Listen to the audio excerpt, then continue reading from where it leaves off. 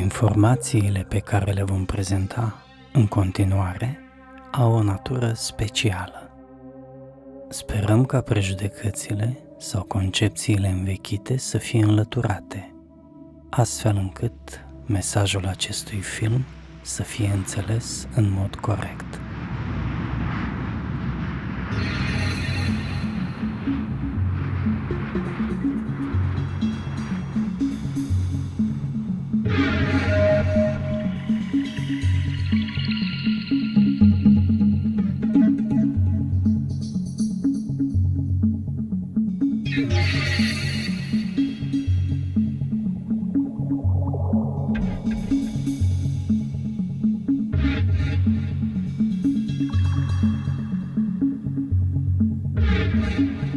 Structura navelor mamă siriusiene este complexă și ea cuprinde mai multe dimensiuni de manifestare.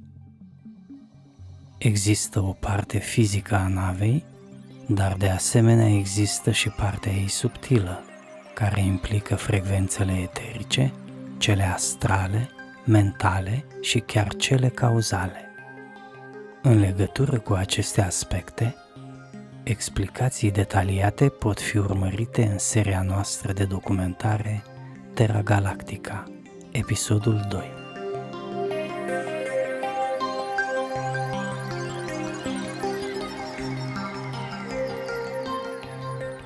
Nava mamă a Nesh este concepută exact în această manieră, ca o replică holografică și totodată unitară a Universului. Ea reprezintă un tot, ca o ființă ce funcționează pe mai multe nivele de vibrație.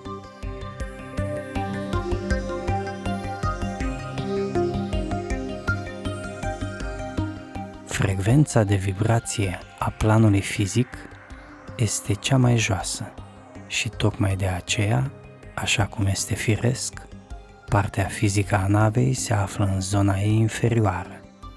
Urmează la mijloc secțiunea eterică a navei, care este îmbinată tehnologic cu secțiunea fizică, iar în zona superioară a navei se află secțiunile astrală, mentală și cauzală, ce cuprind și vârful ca de pară, figurat în reprezentarea navei.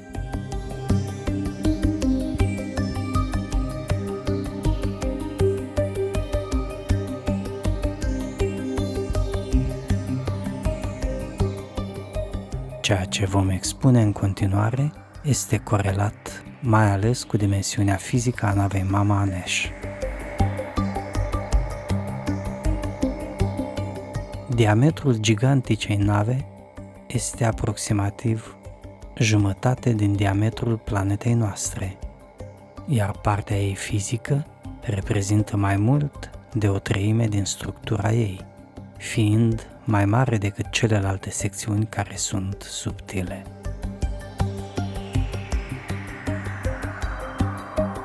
În proiecțiile conștiente din planul eteric și astral, pe care noi le-am realizat pe nava mamă sau în preajma ei, Siriat și cu mine ne-am întrebat adeseori de ce partea fizică a lui Anesh este atât de mare comparativ cu partea ei eterică și astrală. Noi știam deja că în această structură fizică există o cală imensă, un spațiu gol gigantic, ca o adâncitură în partea de jos a navei, dar până de curând nu am avut acces și nu am văzut ce anume se afla acolo.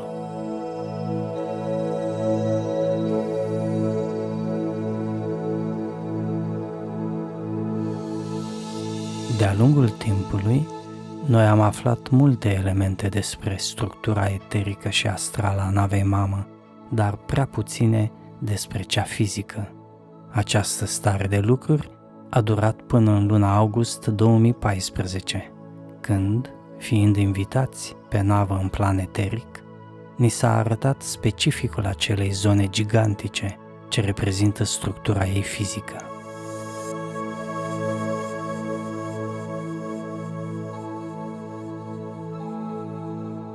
Atunci, nava Mama Aneș ne-a transmis un flash, o imagine a acelei zone, dar simultan parcă am fost de asemenea proiectați în acel spațiu.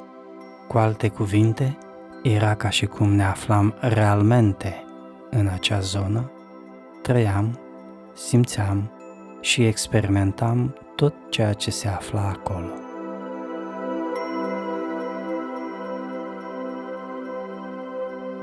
Uimirea noastră a fost mare. În imensul spațiu ce reprezenta cala navei, am văzut o activitate colosală, un adevărat furnicar de nave, materiale, fragmente de construcții și ființe. Prima imagine ce ne-a venit în minte a fost cea a unui roi imens, în care albinele zboară încrucișat, dar foarte precis, având fiecare dintre ele un țel bine stabilit. Vedeam cum toată acea activitate febrilă era îndreptată spre o construcție gigantică, ale cărei proporții se pierdeau în zare. Puteam observa fragmente fizice din scheletul ei, plutind efectiv în spațiul gol. Însă în plan eteric ele apăreau prinse în niște forme sau câmpuri eterice de forță care erau perfect îmbinate.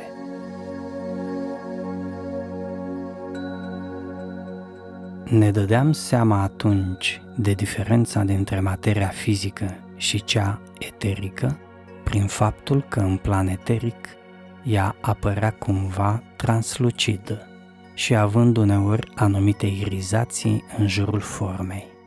În plus, materia fizică are o radiație mai grosieră, mai tangibilă și acest aspect este imediat sesizat în planul subtil eteric.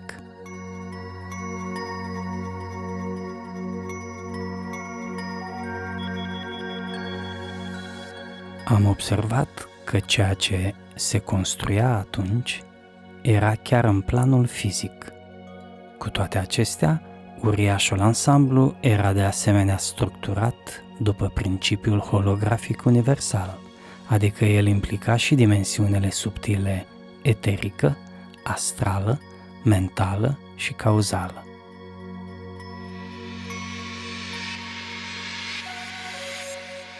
Ființele care lucrau în spațiu la asamblarea acelei construcții veneau și puneau felurite piese, precum cele de Lego, în locul destinat fiecăreia.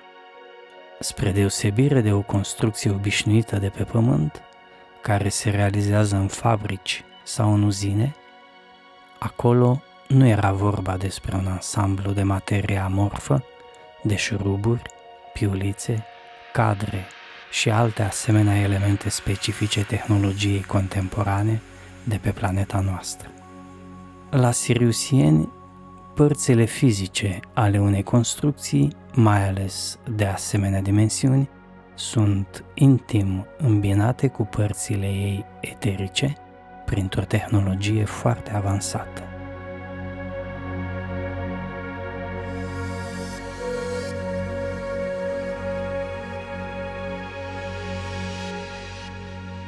După uimirea inițială, am devenit foarte interesați de faptul că în acel spațiu imens vedeam foarte multe nave care nu erau siriusiene. Ele aveau diverse forme, lunguiețe, discoidale, cuburi, piramide duble rotitoare sau pur și simplu forme neregulate. Era un fel de roire extraordinară de forme și ființe prin acel spațiu, care implica de asemenea și domeniul emoțional, în sensul că noi simțeam atunci simultan emoția generală a acelei activități febrile ce se desfășura fără oprire. Imaginea cea mai potrivită pentru a descrie prin asociere situația de acolo ar fi cea a unei fabrici imense, în care se află foarte mulți străini, lucrând la unison cu cei din țara respectivă. În plan eteric apăreau foarte multe alte culori subtile, pe lângă culoarea albastră nobilă care este specifică siriusienilor.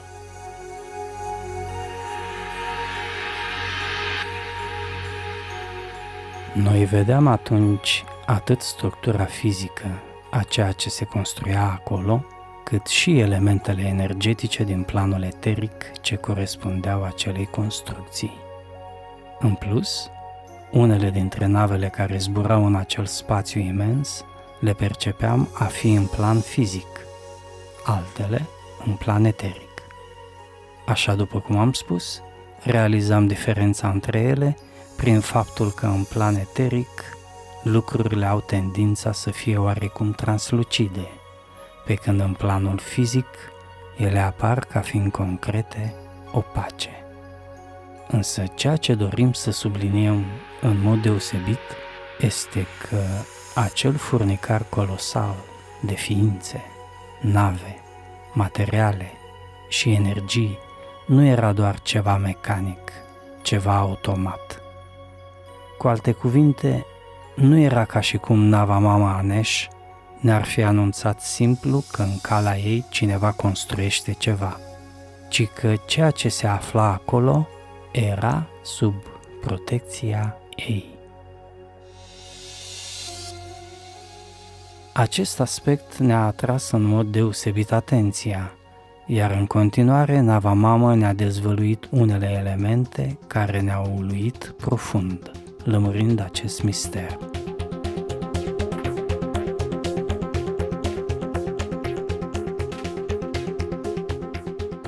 Marea bătălie spațială dintre siriusieni și reptilieni, despre care am vorbit în filmul nostru documentar Conflictul din spațiu, a fost prevăzută de siriusieni ca fiind o linie temporală importantă.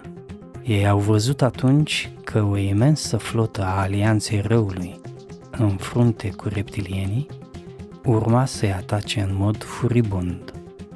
Însă, tot atunci, au văzut că pe acea linie temporală ei vor colabora cu multe alte civilizații extraterestre benefice. Pentru aceasta, aveau totuși nevoie de un motiv ca ele să se adune și să se înțeleagă toate pentru a realiza ceva anume. Tocmai de aceea, siriusienii au folosit conflictul teribil din spațiu, atât pentru a rezolva problema cu reptilienii și pentru a anihila marea lor flotă malefică, protejând astfel frecvența nouă de vibrație elevată pe care deja au implementat-o în planul eteric al planetei noastre, cât și pentru a aduna într-un proiect comun toate acele civilizații benefice avansate ce făceau parte din alianța lor.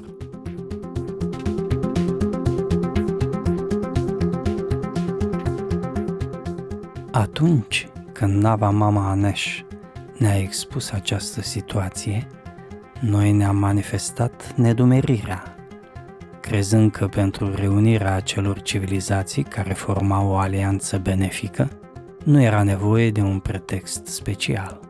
Ni s-a spus că, deși alianța exista cu mult înaintea conflictului despre care am vorbit, totuși, în foarte rare cazuri, civilizațiile extraterestre care o compun au conlucrat atât de multe deodată.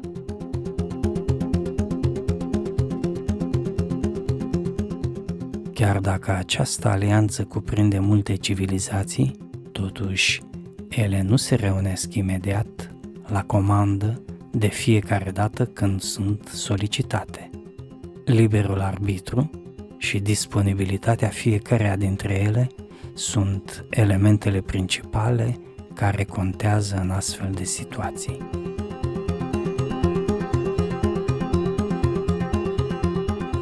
Era deci nevoie de ceva care să fie cu adevărat important pentru a realiza o mobilizare cât mai mare a alianței în vederea făptuirii unui plan tainic, pe care siriusienii îl concepuseră împreună cu o altă civilizație extraordinar de avansată și evoluată spiritual, care este civilizația arcturiană.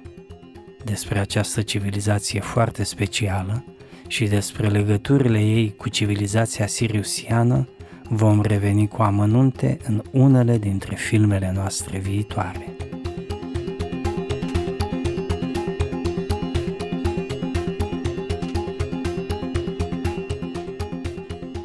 Așadar, în cadrul conflictului din spațiu, siriusienii au permis reptilienilor să distrugă o zonă extinsă din nava mama Anesh pentru a chema astfel în ajutor civilizațiile din Alianța Benefică.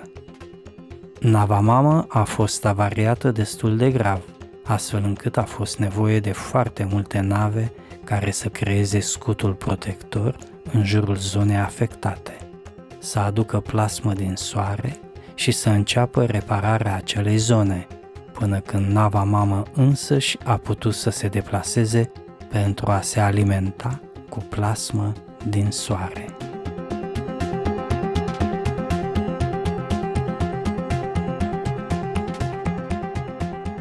Dată fiind importanța acestui conflict, precum și amploarea lui, multe dintre civilizațiile extraterestre avansate au răspuns prompt chemării siriusienilor.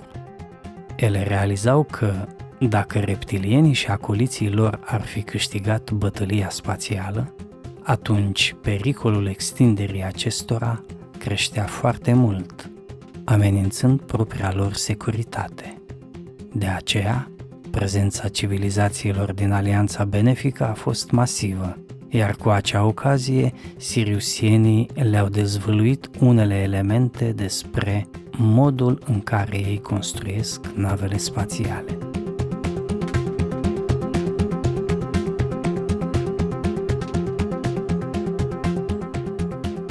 Anesh ne-a spus că atunci au venit peste 70 de civilizații care au ajutat, fiecare cu cât a putut, la reconstrucția zonei din fuzelajul ei, care a fost distrusă în timpul conflictului. Cele 4 nave foarte mari, în formă de sferă, pe care noi le-am văzut în preajma lui Anesh, erau civilizațiile foarte avansate din Alianța Benefică.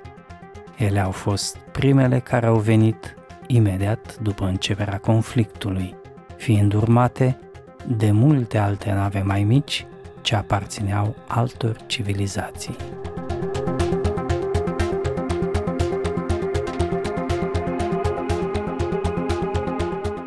S-a început refacerea scutului energetic al lui Anesh prin aducerea plasmei din soare.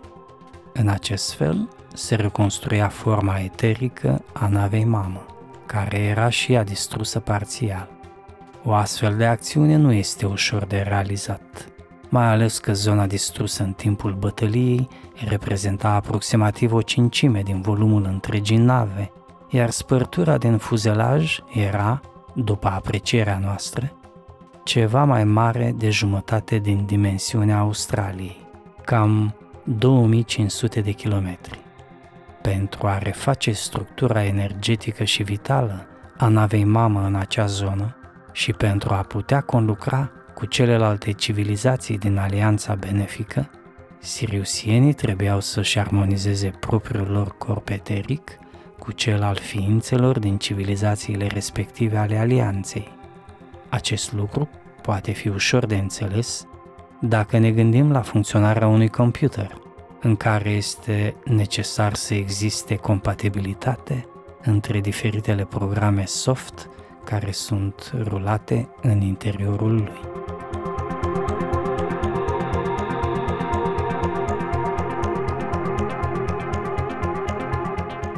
În această idee, înțelepții fiecărei civilizații ce era atunci prezentă în spațiul bătăliei cosmice s-au întâlnit cu siriusienii și au hotărât să contacteze ființa cauzală care este însăși nava mamă siriusiană, sau, altfel spus, ființa cauzală sursă a lui Anesh. Atunci când vorbim despre Anesh, ea reprezintă manifestarea efectivă a navei, dar ființa care a făcut posibilă construcția acestei nave mamă este o ființă din planul cauzal. Prin urmare, nava mamă Anesh este manifestarea acestei ființe, un fel de întrupare a ei. Totuși, Anesh reprezintă doar o ramură, o parte a acestei ființe cauzale, pentru că aceasta poate avea multe alte manifestări sub diverse forme în cadrul Universului.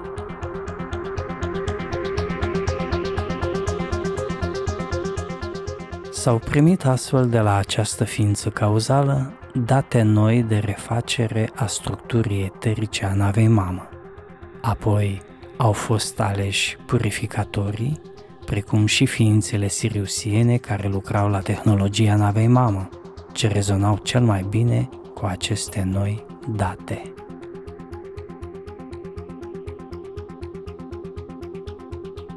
Pentru a se putea lucra în echipă cu celelalte ființe extraterestre din alianța benefică, era însă nevoie de compatibilitate. Siriusienii și membrii alianței trebuiau să se înțeleagă, să comunice, să-și poată transmite în mod eficient ideile și conceptele care făceau posibilă reconstrucția navei Mama Anesh în zona distrusă. Era deci necesar să existe o așa zisă compatibilitate de echipă, să știe fiecare în orice moment unde, ce și cum să acționeze în operațiunea foarte complicată de refacere a navei mamă.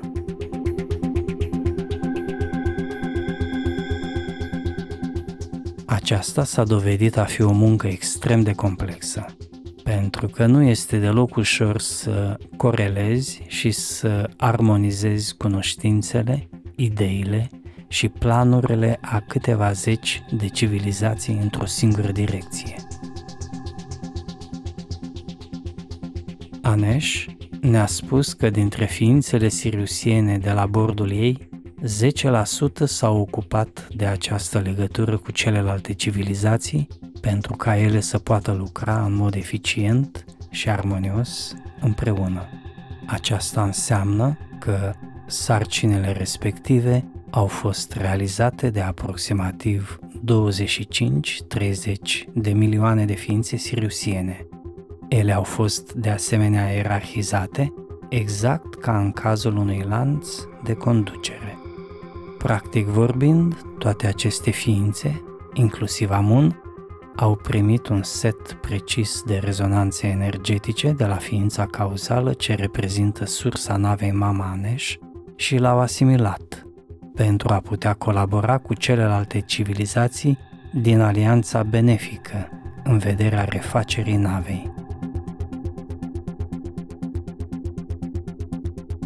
În flash-urile pe care nava Mama Anesh ne le oferea atunci când explica aceste lucruri, am observat că ființele siriusiene respective se distingeau printr-o fâșie energetică de culoare albă în partea de sus a capului, care desemna setul complex de rezonanțe din aura lor energetică. Practic vorbind, atunci s-a operat o implementare energetică subtilă în cadrul navei mamă, astfel încât celelalte civilizații să poată colabora și acționa în mod coerent cu siriusienii.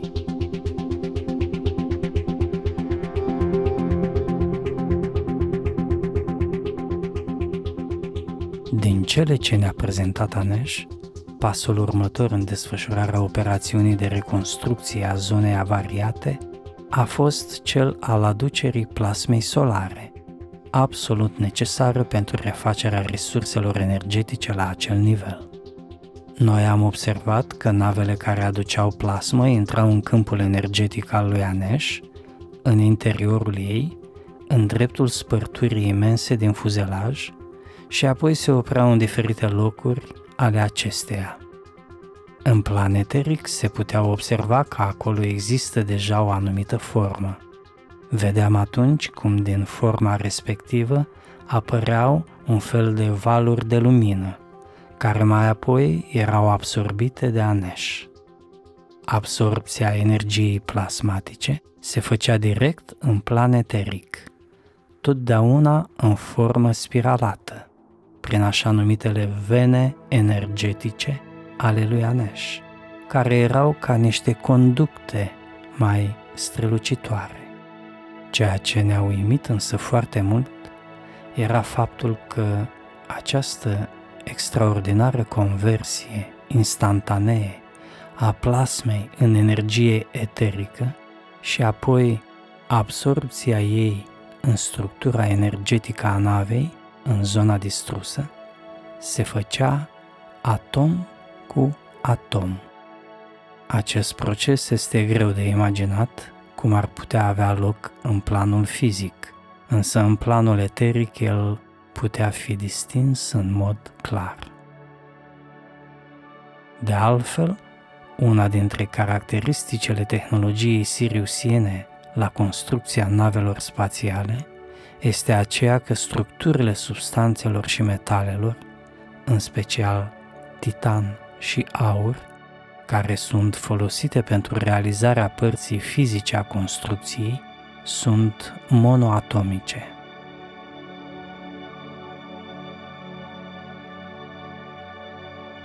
Practic vorbind, nava Mama Anesh absorbea acea plasmă solară ce era adusă în punctele precis stabilite pentru a reforma structura ei energetică. În momentul în care energia plasmatică ajungea în locul pentru care era destinată, ea se transforma repede printr-un gen de contracție în materie fizică, refăcând astfel gradat spărtura din nava mamă.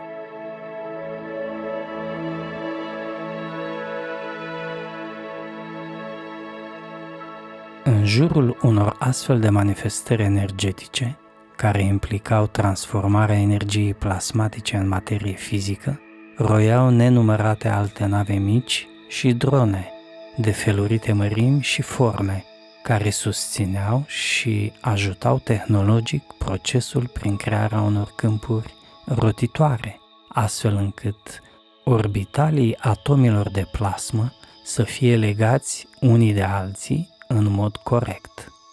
Astfel, atunci când plasma solară era extrasă din navele care o aduceau, se făcea exact piesa de care era nevoie în cadrul refacerii navei mamă, până la ultimul ei atom. Prin urmare, transporturile de plasmă nu erau deloc arbitrare.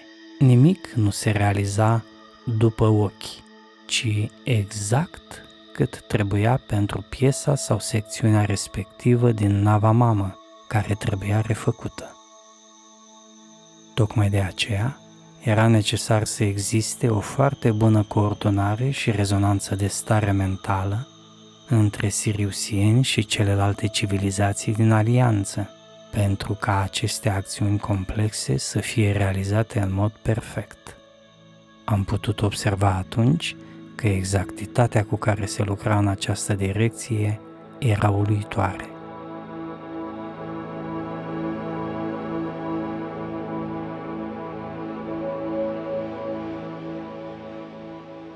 Reconstrucția navei Mama Anesh a fost folosită ca prilej pentru ca multe civilizații extraterestre să conlucreze simultan. În timp ce alianța benefică refăcea nava mamă acolo unde a fost lovită și avariată, siriusienii împreună cu arcturienii au propus o nouă idee foarte interesantă de colaborare. Această idee se refera la construirea unei alte nave cu o destinație foarte specială, în directă legătură cu evenimentele ce urmează să se petreacă pe planeta noastră. Anesh ne-a explicat că, pentru a se ajunge la construcția acestei noi nave, siriusienii au permis manifestarea conflictului din spațiu cu reptilienii, avarierea navei Mama Anesh și apoi reconstrucția ei în zona afectată, pentru a se crea astfel premisele necesare unei astfel de propuneri. Altfel, ar fi fost foarte dificil să se convingă atât de multe civilizații să se reunească, să se armonizeze, să se coreleze și mai ales să fie interesate pentru o astfel de colaborare de proporții. Siriat a întrebat atunci de ce nu puteau siriusienii să construiască singuri acea navă specială fără ajutorul altor civilizații. La urma urmelor, nava respectivă nu urma să fie o navă mamă, deci ar fi pus mult mai puține probleme de ordin tehnologic și conceptual.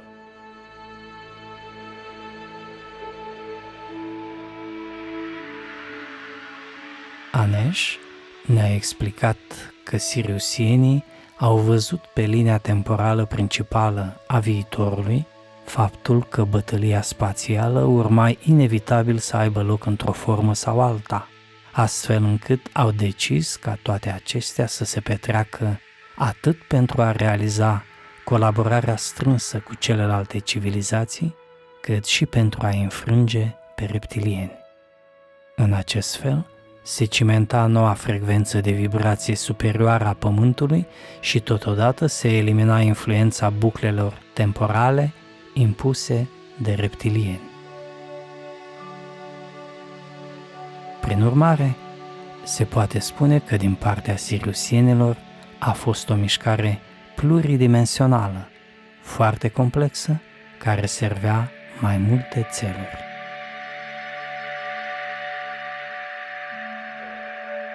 Siriusienii doreau o colaborare strânsă între civilizațiile din Alianța Benefică, însă chiar și acolo există o anumită eterogenitate.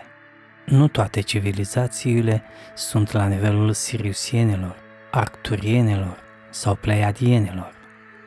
Există și civilizații benefice, al căror nivel de înțelegere și reacție este mai mic, însă chiar și așa, acestea sunt cu mult mai dezvoltate decât civilizația umană. Prin urmare, dacă ar fi fost chemate să contribuie la construcția unei nave imense, poate că ele nu ar fi vrut, deoarece le-ar fi lipsit o motivație clară. E adevărat că aceste civilizații au și ele înțelepților, totuși ei sunt destul de puțini, iar rezistența de opinie la astfel de civilizații poate provoca întârzieri în acțiune. Situația conflictului spațial a reprezentat însă un caz de forță majoră și a determinat reunirea a zeci de civilizații într-o colaborare strânsă.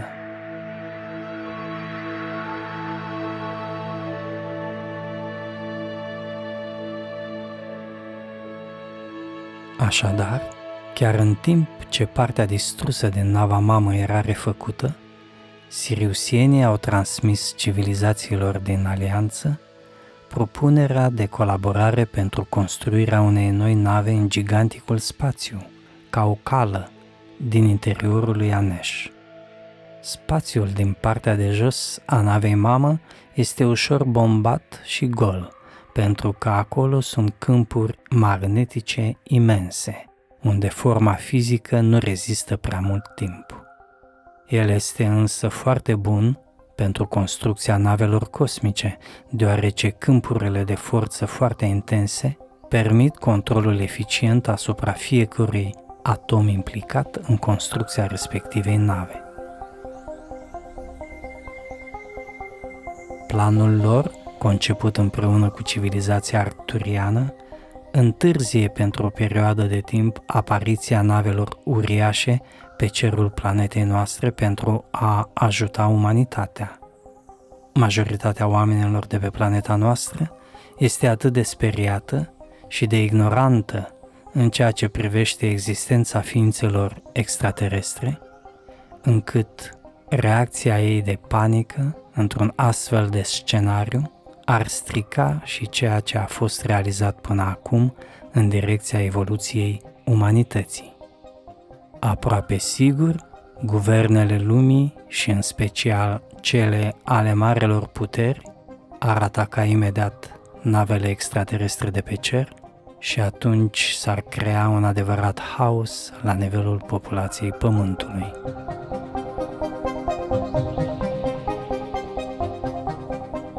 Pe de altă parte, frica față de alte ființe care ar veni din spațiu este așa de puternic implementată în codul genetic al oamenilor, încât la momentul actual, chiar dacă extraterestrii ar sosi pe pământ cu cele mai bune intenții, tot ar provoca teamă în rândul ființelor umane.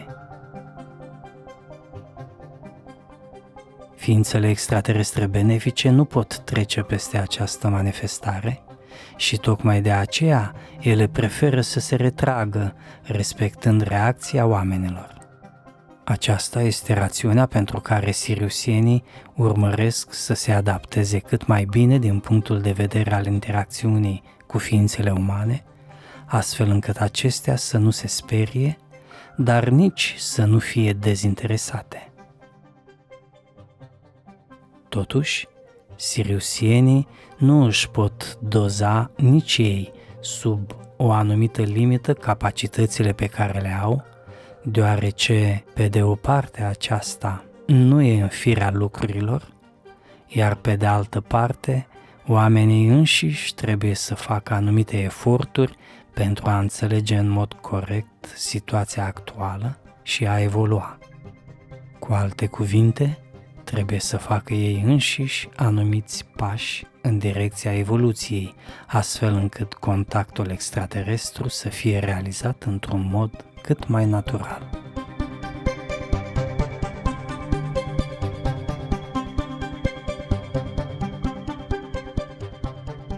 Prin urmare, având în vedere aceste aspecte și condiția actuală a omenirii, siriusienii au avansat următoarea idee.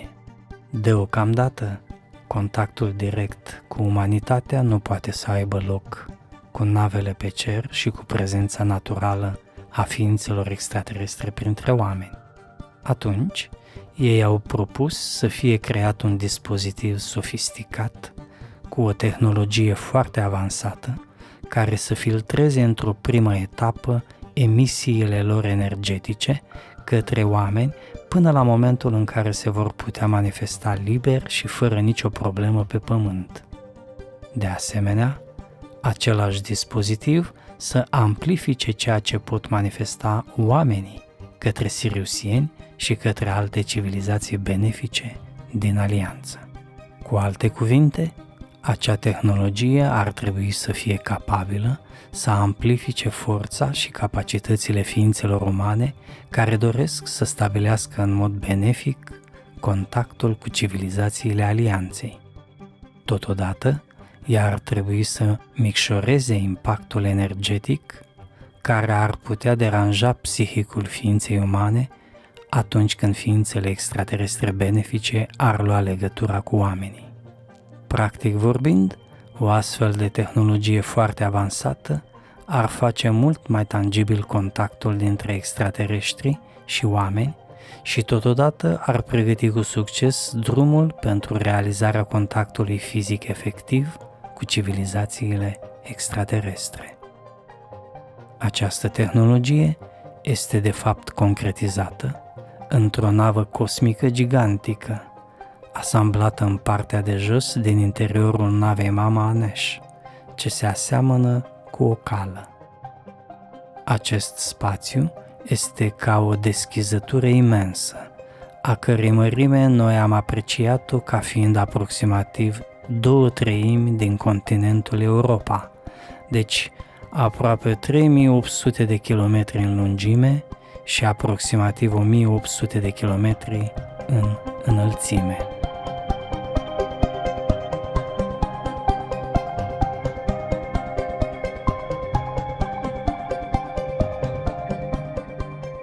În momentul în care siriusienii au propus acest nou plan, ei au propus de asemenea ca de atunci înainte fiecare civilizație a alianței care a luat parte la acea acțiune să desemneze din cadrul ei anumite ființe care sunt dispuse să întâlnească și să comunice personal cu ființele umane. Aceasta înseamnă că fiecare ființă de pe pământ care are un nivel adecvat de vibrație a conștiinței și care își dorește aceasta, însă nu ca o simplă curiozitate, ci cu o autentică emoție sufletească, va putea avea un contact direct cu ființe extraterestre din Marea Alianță Benefică, din care fac parte și siriusienii.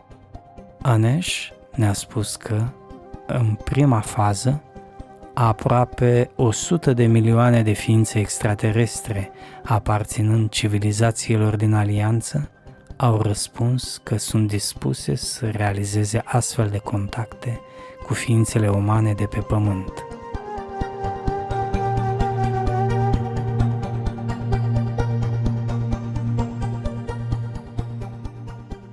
Această navă specială a început să fie construită în cala navei Mama Anesh, pentru că ea este uriașă și pentru că acolo pot să muncească în comun, la construcția ei, toate civilizațiile din Alianța Benefică. Prin urmare, fiecare civilizație extraterestră din Alianță, care la propunerea siriusienilor a decis să ia parte la acest proiect grandios, își pune în prezent amprenta asupra acestei noi nave care se construiește. Aceasta este de fapt adevărata miză, nu construcția efectivă a navei. Important este să existe un conglomerat de energii și rezonanțe complexe asociat noii nave, pentru ca aceasta să poată realiza cât mai bine și mai complex schimbul energetic emoțional cu locuitorii Pământului, mediind astfel contactul extraterestru dintre aceștia și ființele din Alianța Benefică Extraterestră.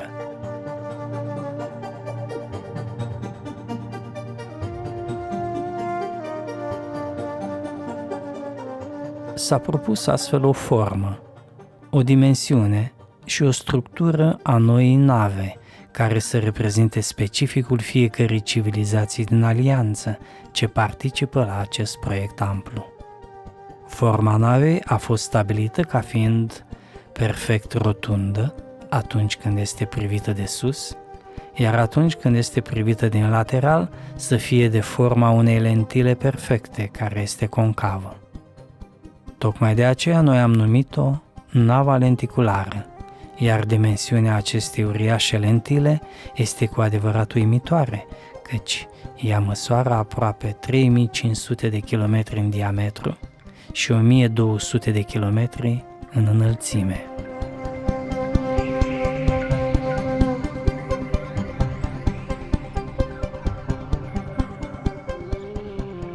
Nava lenticulară reprezintă de fapt un filtru emoțional prin care fiecare ființă extraterestră, cu tehnologia de care dispune, poate să transmită de pe nava ei o undă energetică spre nava lenticulară, iar aceasta la rândul ei să transmită pe Pământ, la ființa umană care este vizată, o stare emoțională precisă, un gând sau o imagine.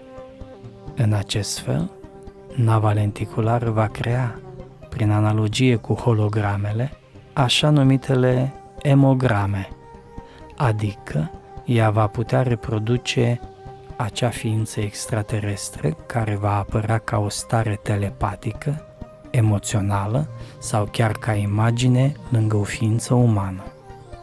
Starea sau imaginea reprodusă va fi atunci o ființă subtilă eterică ce va transmite telepatic gânduri și emoții. Într-un anumit fel, ea va fi întocmai ca o prelungire a ființei de pe nava extraterestră din Alianță ce a inițiat transmisia.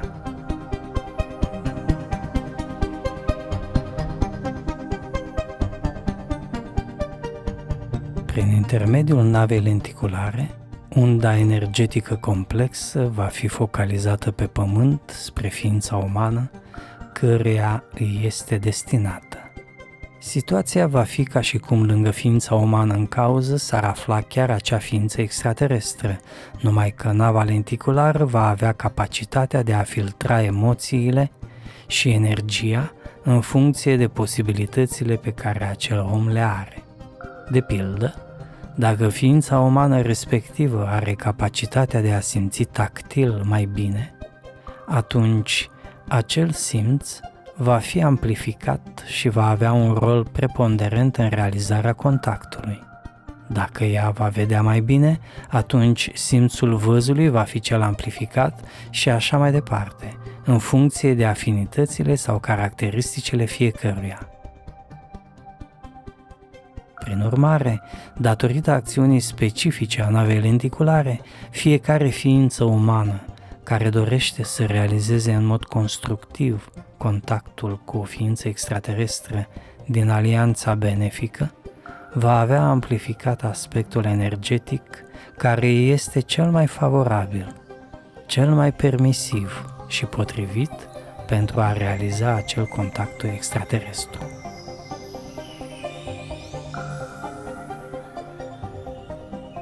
Imaginea ființei extraterestre va fi atunci ca un fel de hologramă, dar mai complexă decât aceasta.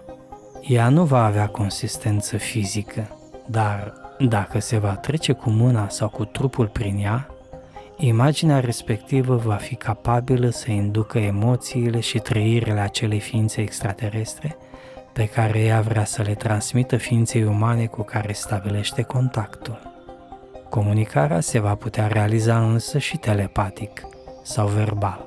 Cu alte cuvinte, imaginea ființei extraterestre care va fi atunci proiectată lângă ființa umană va avea propria ei radiație, ca și cum s-ar simți aura unei persoane și se va comporta exact ca și originalul ei de pe nava extraterestră.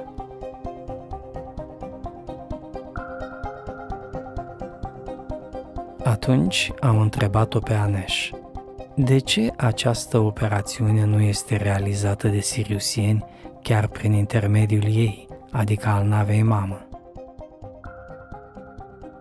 Răspunsul lui Anesh a fost că ea nu a fost concepută pentru o astfel de misiune. Evident, ea are această capacitate de acțiune și de vehiculare a energiei specifice, însă nu la acel nivel extins al procesării giganticului volum de date pentru care este construită nava lenticulară. Tocmai de aceea a fost necesar să se înceapă construirea unei nave dedicată exclusiv pentru o astfel de funcție și aceasta este chiar nava lenticulară care se construiește în prezent, în interiorul navei mama Anesh. De altfel, noi am observat că, deși reparațiile porțiunii distruse din nava mama Anesh încă nu se încheiaseră, totuși în cala ei se începuse deja lucrul la construcția navei lenticulare. În plan eteric, ea apărea sub forme luminoase, ceea ce însemna că matricea ei energetică subtilă fusese deja proiectată. Puteam vedea astfel curburile perfecte, scheletul navei și chiar radiația ei energetică în plan eteric.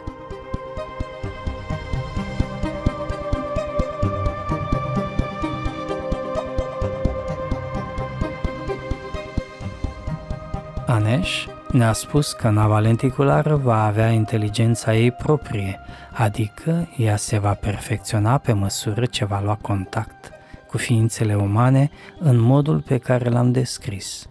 Cu alte cuvinte, se va autoperfecționa, fiind ea însăși o ființă. Întregul proces al construcției ne-a fost prezentat ca o naștere a navei lenticulare în interiorul navei mama Anesh, în cala acesteia, care joacă rolul unui sui generis uter matern gigantic. Într-adevăr, oricât de uluitor ar părea, astfel de procese nu sunt comune doar ființelor din carne și oase, ci, într-un mod specific, ele se petrec la scară mult mai mare, la nivel macrocosmic. De exemplu, la nivel stelar, întâlnim aproape pretutindeni în univers sisteme de stele, așa zis, duble sau chiar triple, ori mai complexe decât atât, ce reprezintă forme de conviețuire cosmică a acestor gigantice corpuri cerești conștiente. De-a lungul timpului, ele nasc copii sub forma feluritelor tipuri de planete, apoi acestea, la rândul lor, nasc sateliți naturali, care devin astfel nepoții stelelor din acel sistem și așa mai departe. Desigur, aceste nașteri nu rezultă în modul uman cunoscut, fiind niște procese cosmice adecvate realităților interstelare. Însă, esența fenomenului este aceeași pe care o întâlnim în viața de zi cu zi în societatea umană. Faptul că cei mai mulți oameni nu pot să conceapă astfel de realități extraordinare ale vieții universale se datorează doar ignoranței lor și prejudecăților pe care le au. Jocul cosmic al giganticelor corpuri cerești este aidoma jocului vieții în societatea noastră, reproducând multe dintre caracteristicile și emoțiile umane, însă la scara gigantică a spațiului și timpului.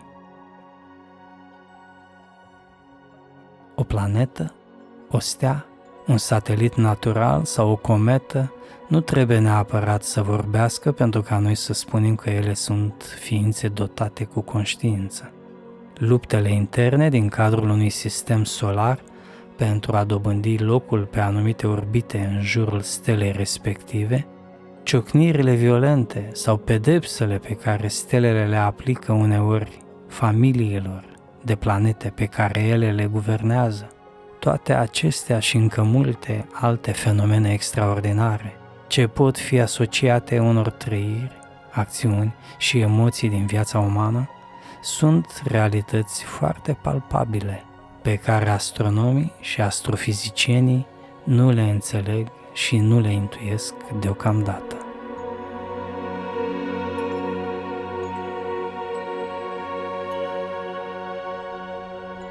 Prin urmare, viața în cosmos este departe de a fi inexistentă sau tăcută. Atunci când un corp ce ia naștere în spațiu depășește anumite dimensiuni, el este înzestrat și cu un anumit nivel de conștiință, întocmai ca atunci când pe pământ se naște o ființă. Păstrând proporțiile, Nava Mama Anesh ne-a lăsat să înțelegem că ceea ce se petrece actualmente cu nava lenticulară este similar nașterii unui sui generis copil cosmic al ei. Într-adevăr, Anesh, prin polarizare cu aspectul ei masculin Anesh, care este soarele ei central, va face legătura cu o altă ființă subtilă evoluată, care practic vorbind se va încarna în nava lenticulară, întocmai cum o ființă cauzală s-a încarnat în forma și structura navei mamă siriusiene.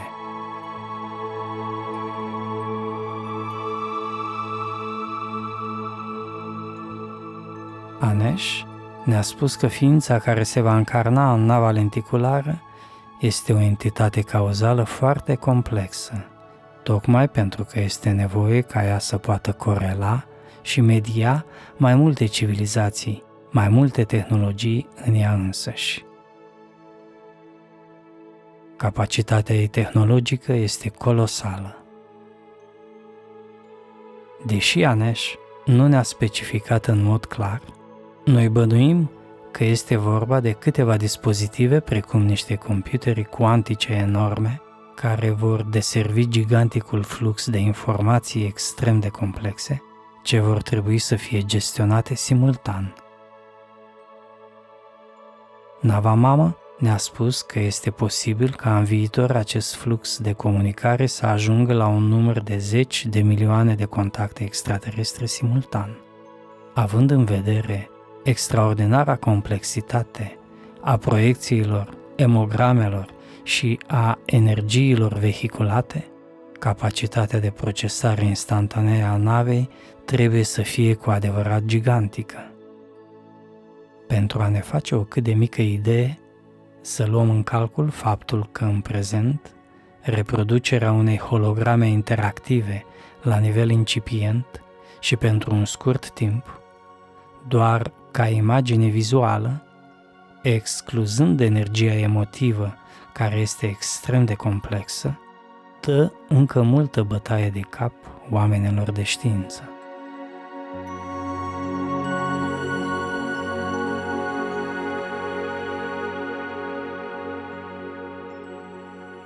Anesh a dorit, de asemenea, să ne ofere o experiență foarte specială. Ea ne-a transmis subtil starea acelei entități cauzale ce urma să se nască în forma navei lenticulare. Am remarcat atunci că acea ființă cauzală preexista deja în structura navei, cumva în starea unui fetus. Paradoxal, percepția noastră era aceea a unei ființe care doarme. Ne-am dat seama cu claritate că acea ființă cauzală nu era ca Anesh, adică nu era încă o prezență vie, clară, personală, așa cum eram obișnuiți în comunicarea noastră cu nava mamă siriusiană. La acel moment, ea era mai mult o prezență nemanifestată, însă chiar și așa am putut remarca complexitatea ei uluitoare.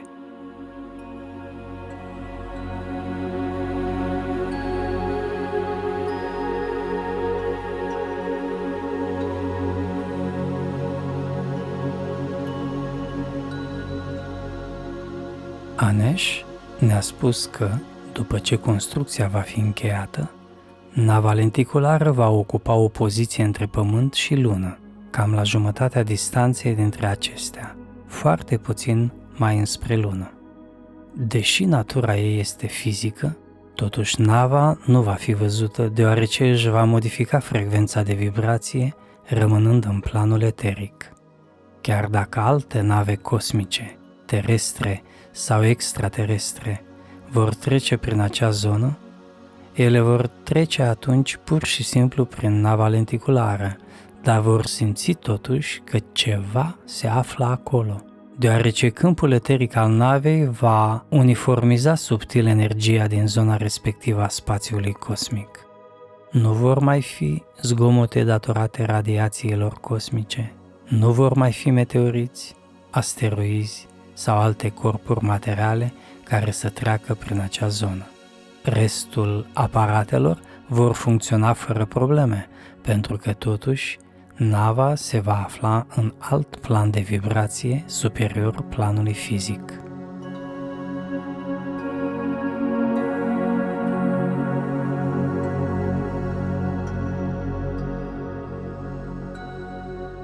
Anesh ne-a spus de asemenea că planul de construcție a navei lenticulare nu ar fi fost posibil dacă nu s-ar fi realizat în prealabil unificarea frecvenței câmpului magnetic al Pământului cu cel al Soarelui și Lunii, prin intermediul cometei Ison. Ea a spus că deja sunt influențe energetice majore care vin din mijlocul galaxiei, iar acestea sunt preluate de Soare, care le transmite mai departe planetelor din sistemul nostru solar. Pământul poate beneficia acum de aceste influențe extraordinar de puternice, deoarece câmpul lui magnetic este aliniat cu cel al Soarelui și Lunii, adică frecvența lui este armonizată cu frecvența câmpului magnetic al Soarelui și cu cel al Lunii, ceea ce face ca aceste corpuri cerești să fie în legătură armonioasă cu emisiile energetice din mijlocul galaxiei. Această aliniere cosmică ușurează foarte mult transmiterea emoțiilor și undelor telepatice pe frecvența Pământului. Dacă nu s-ar fi ajuns la unificarea câmpurilor magnetice care să vibreze în armonie, ar fi fost necesară o continuă procesare din partea navei lenticulare pentru a se alinia cu frecvența diferită a Pământului, de fiecare dată când se transmitea ceva. Acest proces ar fi încărcat foarte mult cantitate de informație care se va vehicula prin intermediul navei lenticulare și, în plus, el nu ar fi fost stabil.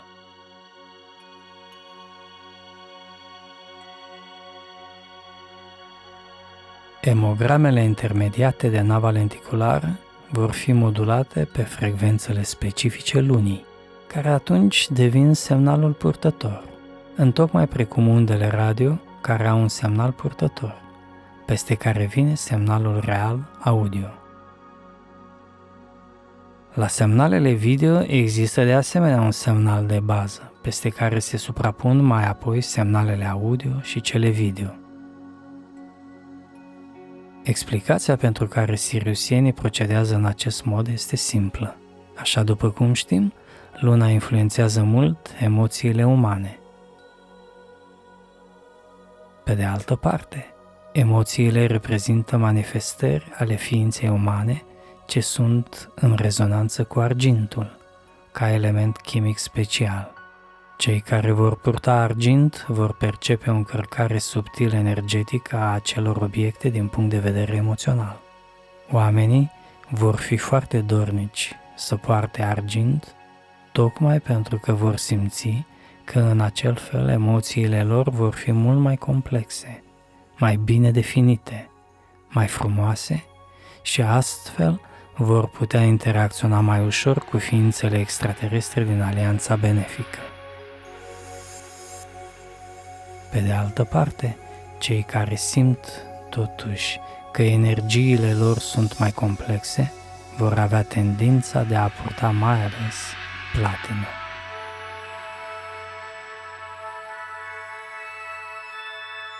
Siriusienii și cei din alianța benefică vor transmite modulat pe frecvența lunii și dintr-un alt motiv. În urma recalibrării câmpului magnetic al Pământului și alinierilor de frecvențe care au avut loc, ce au fost intermediate de cometa Ison, luna deja a început să se rotească în jurul axei sale cu o viteză puțin mai mare decât până acum. Faptul că noi eram obișnuiți să vedem permanent o singură față a lunii era datorat mișcării reciproce dintre Pământ și lună. Mai bine zis, datorită faptului că viteza de revoluție a lunii în jurul Pământului este egală cu viteza de rotație în jurul axei ei proprii, noi vedem aproximativ aceeași față a satelitului natural, adică mereu doar jumătate din suprafața lunii. În realitate, în unele etape ale rotației în jurul Pământului se poate observa chiar mai mult de jumătate din suprafața lunii, aproximativ 59%. Și, în plus, partea pe care nu o vedem nu este întunecată, așa cum se spune, ci ea este luminată de asemenea de soare în timpul zilei lunare care îi corespunde. Totuși, de pe Pământ noi nu vedem aceasta datorită sincronizării celor două viteze de rotație ale lunii, care o face să ne arate doar o singură parte a suprafeței ei. După alinierea câmpurilor magnetice, angrenajul energetic între Pământ și Lună s-a modificat față de situația de până acum, astfel încât viteza unghiulară a Lunii nu se mai aliniază exact cu viteza ei de rotație în jurul Pământului. Relativa de sincronizare între aceste două viteze de rotație ale Lunii era valabilă și până acum, datorită distanței diferite la care se află Luna de Pământ atunci când ea se rotește în jurul acestuia, pentru că orbita ei nu este un cerc perfect, ci mai degrabă o elipsă. Aceasta face ca în punctele extreme de apropiere sau depărtare a Lunii de Pământ, influențele mareice dintre cele două corpuri cerești să se combine astfel încât să rezulte acest relativ decalaj, iar atunci noi să putem observa chiar mai mult de jumătate din suprafața Lunii. Totuși, diferența față de situația actuală După alinierea frecvențelor de vibrație ale câmpurilor magnetice, este aceea că, dacă până acum desincronizarea avea un ciclu stabil, adică se producea și apoi revenea la condiția sincronă, după luna iulie 2014, când a avut loc armonizarea completă dintre câmpul magnetic al Pământului și câmpul magnetic al Lunii, acest aspect nu mai este valabil. Cu alte cuvinte, Luna a început să se rotească astfel încât să expună tot mai mult suprafața ei, care până acum nu era vizibilă. Desincronizarea de aproximativ 9 grade care exista până acum va rămâne în virtutea mișcării reciproce dintre Pământ și Lună, însă îi se va adăuga în mod gradat rotația suplimentară a Lunii, determinată de alinierea câmpurilor magnetice dintre Pământ, Soare și Lună. Anesh ne-a spus că această rotație suplimentară a Lunii, care deja a început, este de aproximativ 1 grad la 10 ani. Aparent, nu este o valoare mare, însă efectul va deveni vizibil peste mai mulți ani, atunci când oamenii de știință vor observa și vor măsura efectiv acest fenomen.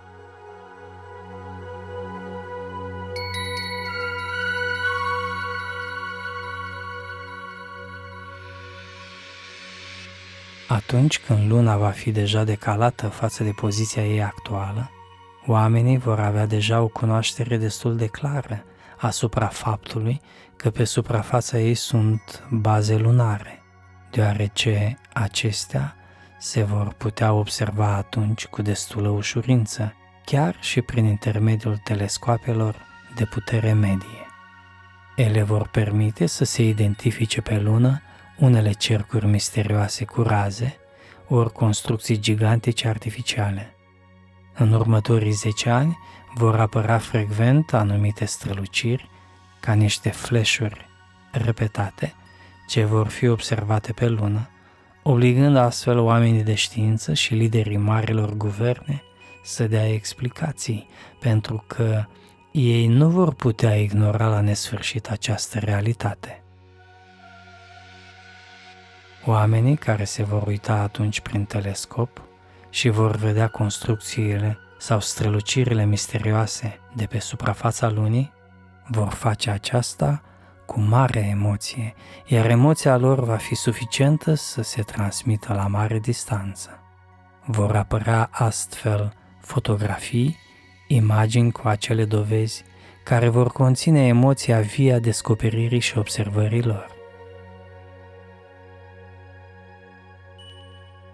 Anesh ne-a spus că de acum în 10 ani foarte multe calculatoare vor conține dispozitive emoționale și atunci oamenii vor avea acces nu doar la informația vizuală ori textuală cu care sunt obișnuiți în prezent, ci vor putea trăi și emoția acelei informații.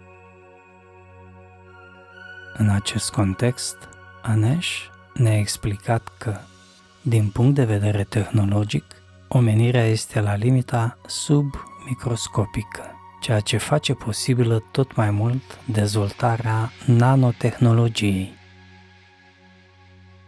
Aceasta va determina trecerea la etapa următoare de avans tehnologic, cel al biotehnologiei, pentru că oamenii au nevoie de emoții, iar acestea vor fi mediate de anumite dispozitive specializate.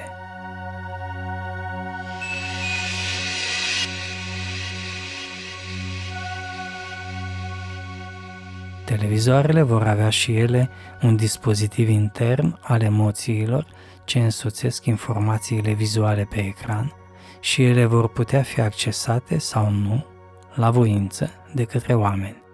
Aceste aparate vor funcționa la frecvențe joase, dublate de frecvențe înalte și vor transmite direct neuronal, inducând la nivel de sinapse o anumită frecvență ce se va asocia cu o trăire individuală. De pildă, un erou dintr-un film va transmite spectatorului starea lui specifică, iar cel care urmărește acel film se va simți el însuși infuzat atunci de acea energie extraordinară, trăind din plin efectul ei în propria ființă. Aceasta va fi însă valabil doar pentru cei care au dinamizat în ei înșiși acea frecvență specifică, pentru că și aici va exista o segregare. Unii vor alege să trăiască emoții negative, în timp ce alții se vor bucura intens de emoțiile pozitive. Prin urmare, așa cum am specificat și în alte filme ale noastre, în timpurile care vor veni, aproape totul va fi o problemă de alegere individuală. Din această cauză, cei care sunt orientați benefic vor dori să trăiască stări deosebit de frumoase și cei care prin intențiile lor nutresc stări malefice vor fi atrași de trăiri și evenimente negative. Printre altele, Anesh ne-a specificat că aceste tehnologii sunt implementate în paralel cu dorința umană de a vedea în format 3D. Curbarea ecranelor unor televizoare mari nu este întâmplătoare. La capetele lor se vor monta mici dispozitive ce vor putea crea forme holografice, ce vor scoate în evidență o imagine ca și cum ea ar fi tridimensională. Această tehnologie, împreună cu cea de emisie emoțională, reprezintă un salt evolutiv al dispozitivelor pe care le vom avea nu peste mult timp la îndemână.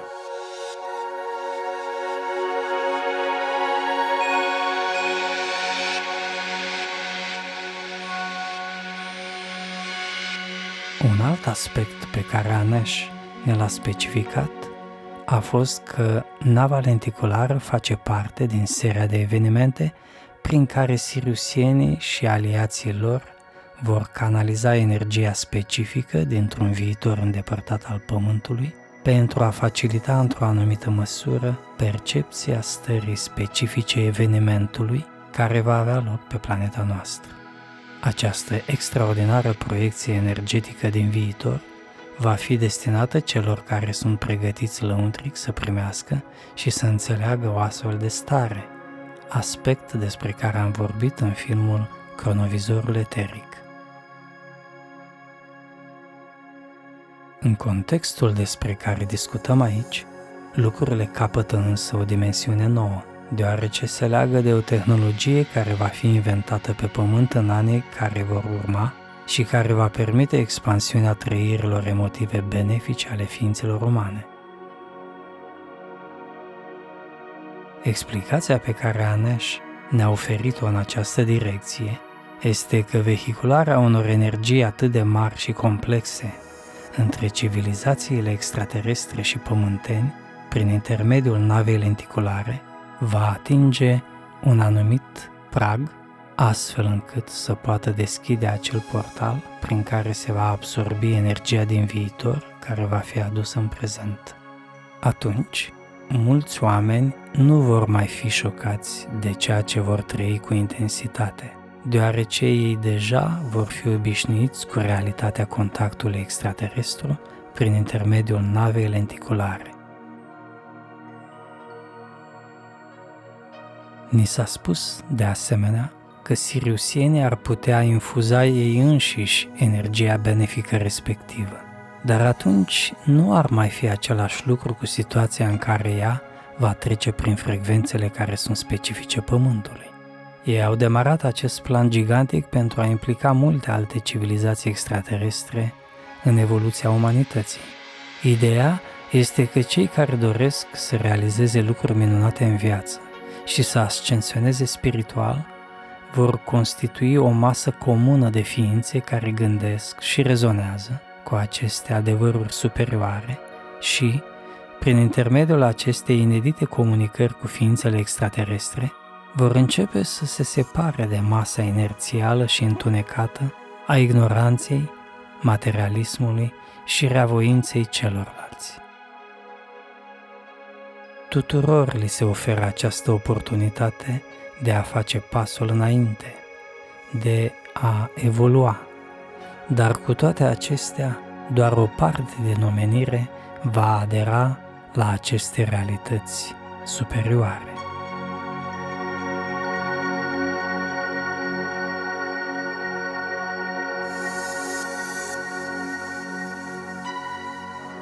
Tehnologia care va permite îmbinarea vizualului cu trăirea emotivă va crea în oameni anumite disponibilități care în prezent sunt latente în ființa lor și îi va pregăti mai bine pentru realizarea contactului extraterestru prin intermediul navei lenticulare, precum și pentru realizarea corectă a influxului energetic al evenimentului. Dispozitivele respective vor induce feluri de frecvențe specifice care definesc emoțiile umane, mai ales că acum știința modernă știe destul de bine care sunt frecvențele la care se manifestă principalele stări emotive ale omului: bucurie, teamă, pace lăuntrică, relaxare și altele. Anesh ne-a spus că noua tehnologie va implica un sistem care va emite din spatele boxelor audio, îmbinând corect frecvențele foarte joase cu cele foarte înalte. Ea ne-a mai transmis că foarte multe dispozitive tehnologice vor avea o formă curbată, adică vor avea ecranele ușor curbate, ca o antenă parabolică. Telefoanele, televizoarele, computerele, tabletele, toate acestea vor avea atașate niște plăcuțe piezoelectrice care vor transmite în domeniul ultrasonic. Anesh ne-a arătat într-o succesiune de flash-uri aceste piese tehnologice și ne-a prezentat chiar și procesul prin care acele dispozitive vor emite. Calculat după distanța la care se află cel care privește, ele vor emite în condiții obișnuite, de pildă dacă ființa umană este în casă, la o distanță de aproximativ 2 metri. Cei care se vor afla la o distanță mai mare în jur nu vor simți nimic sau vor simți foarte puțin, deoarece fluxul emisiv va fi oarecum unidirecționat.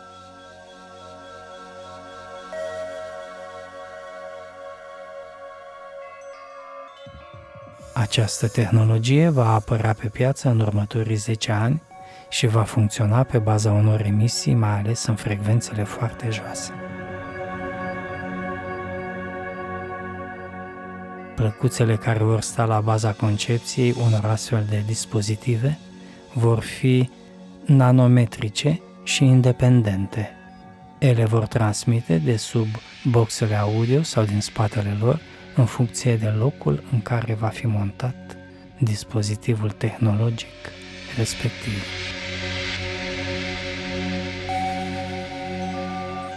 Avantajul cu această nouă tehnologie va fi că siriusienii și aliații lor vor putea și ei să înceapă să transmită emoții foarte frumoase, amplificându-le foarte mult pe cele care deja există. Acesta va fi începutul dezvăluirilor legate de existența civilizațiilor extraterestre și a vieții extraterestre în cosmos, pentru că va permite inserarea de către siriusieni în circuitul internaut a unor fotografii și chiar a unor scurte filme despre misterele sistemului nostru planetar sau ale galaxiei, ce sunt ascunse sau neștiute de către guvernele lumii sau de conducătorii lor din umbră.